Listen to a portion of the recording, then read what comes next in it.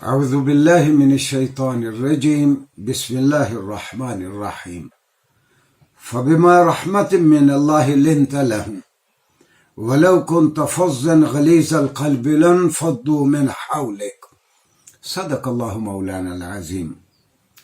ناظرین گرامی، آداب معاشرہ میں آج ہمارا موضوع ہے کہ ہمیں حکم دیا گیا ہے کہ جب بھی لوگوں سے بات کریں تو ان کی دل آزاری نہ کریں، انداز کلام کوئی ایسا ہی اختیار نہ کریں کہ جس سے کسی کے دل پہ بوجھ ہو اور کوئی سمجھے کہ میری توہین کی گئی ہے۔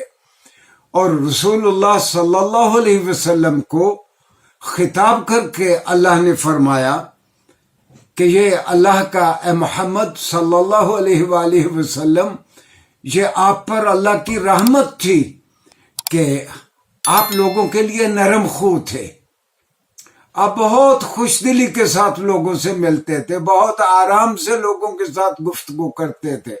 قرآن نے لفظ استعمال کیے لنت لہم، کہ آپ لوگوں کے لیے نرم ہو گئے تھے۔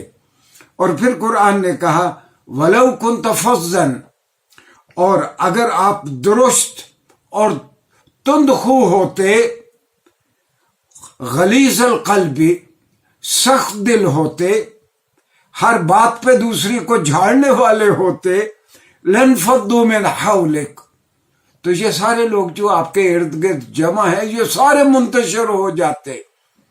گویا ایک محبت ہے جو فاتح عالم ہے، آپ لوگوں سے اچھے انداز میں گفتگو کریں گے تو لوگ آپ کی بات سنیں گے۔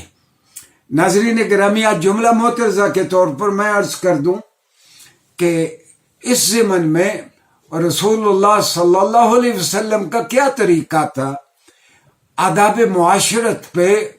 وہ بہت ساری باتیں کہ رسول اللہ گفتگو کس طرح کرتے تھے، اہل خانہ سے ان کا کیا رویہ تھا، دوستوں سے کیا تھا، اٹھتے بیٹھتے کیسے تھے، کھاتے پیتے کیسے تھے، کپڑے کیسے پہنتے تھے، یہ ساری باتیں جو آداب معاشرت میں آتی ہیں، آپ مجلس میں کس طرح بیٹھتے تھے، ان ساری باتوں کو،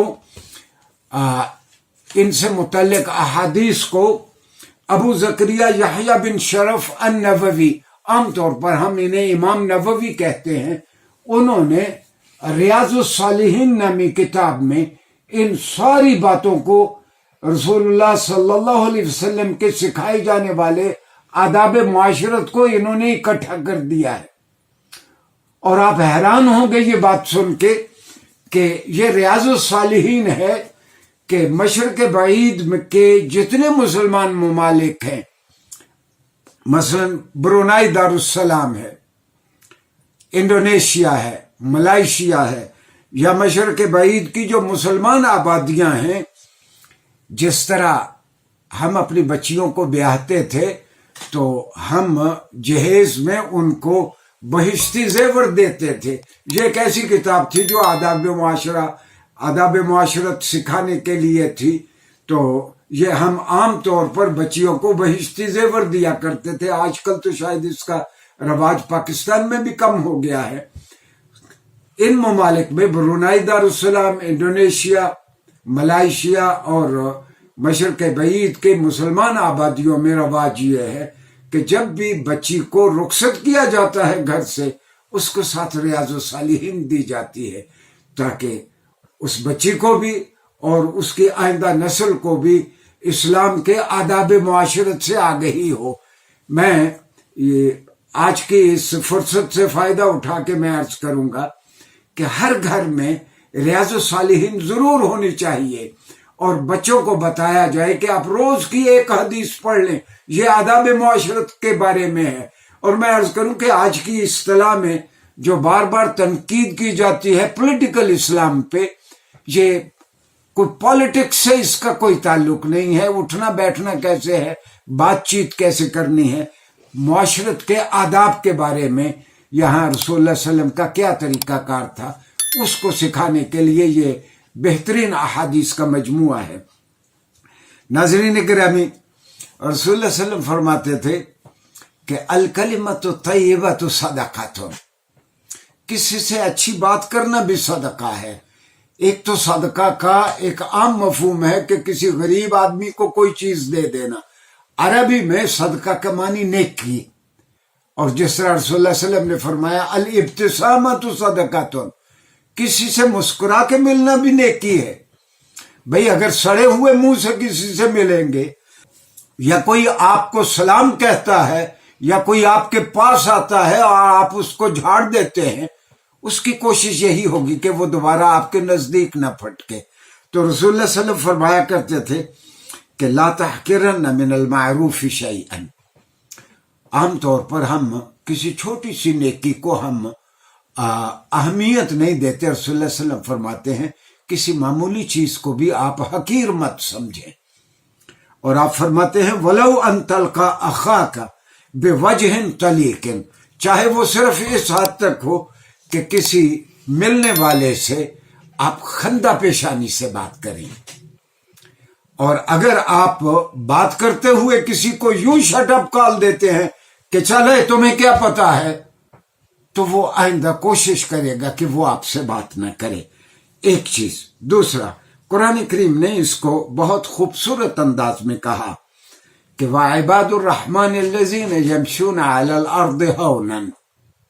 اللہ کے بندے وہ ہے جو زمین پہ چلتے ہیں، اللہ کی زمین پہ چلتے ہیں تو عاجزی سے چلتے ہیں، اکڑ کے نہیں چلتے. اس کا یہ معنی بھی ہے کہ وہ بڑے بول نہیں بولتے کہ میں یہ کر دوں گا، میں یہ کر دوں گا. وہ عاجزی کے ساتھ معاملہ کرتے ہیں. وَإِذَا خَاطَبَهُمُ الْجَاهِلُونَ قَالُوا سَلَامًا. اور اگر کوئی ان کا ایسے آدمی سے سابقہ پڑتا ہے جو ہر بات پہ اس کو چپ کراتا ہے، تو وہ ترکی بترکی جواب نہیں دیتے، چپ رہتے ہیں یا اچھی بات کہتے ہیں. ایک. اور دوسرا یہ کہ رسول اللہ صلی اللہ علیہ وسلم فرمایا کرتے تھے، حضرت عبداللہ ابن عباس فرماتے ہیں کہ امرنا ان نکلم الناس علی قدر عقولہم، ہمیں حکم دیا گیا ہے کہ ہم لوگوں سے ان کے ذہن کے معیار کے مطابق، ان کی ذہنی اپج کے مطابق ہم ان سے بات کریں. ہاں، اگر آپ فلسفہ بگاڑنے لگیں گے کسی ایک آدمی کے سامنے اور اس کے پلے کوئی بات نہیں پڑے گی، تو یہ صرف وقت کا ضیاع ہے. ایک اور چیز، رسول اللہ صلی اللہ علیہ وسلم کے بارے میں فرمایا گیا کہ کان کلام الرسول صلی اللہ علیہ وسلم کلاما فصلا یفہمہ کل من یسمعہ. رسول اللہ صلی اللہ علیہ وسلم جب کسی سے بات کرتے تو روایات میں ہے کہ جب آپ کسی سے بات کرتے، آپ اس کے سامنے اپنا سینہ لاتے، اس کی جانب متوجہ ہو کے بات کرتے. آپ اس طرح بات نہیں کرتے تھے کہ آپ کا منہ دوسری طرف ہے اور آپ کسی بندے سے بات کر رہے ہیں. آپ اپنے مخاطب کے سامنے ہو کے اس سے بات کرتے. اور حدیث میں ہے کہ جب آپ بولتے واضح انداز میں بولتے، جو سننے والا بھی سنتا اس کو آپ کی بات سمجھ آتی. تو یہ آداب گفتگو ہیں، اگر ان کا ہم پاس رکھیں گے تو ہماری مجالس میں برکت ہوگی. شکریہ.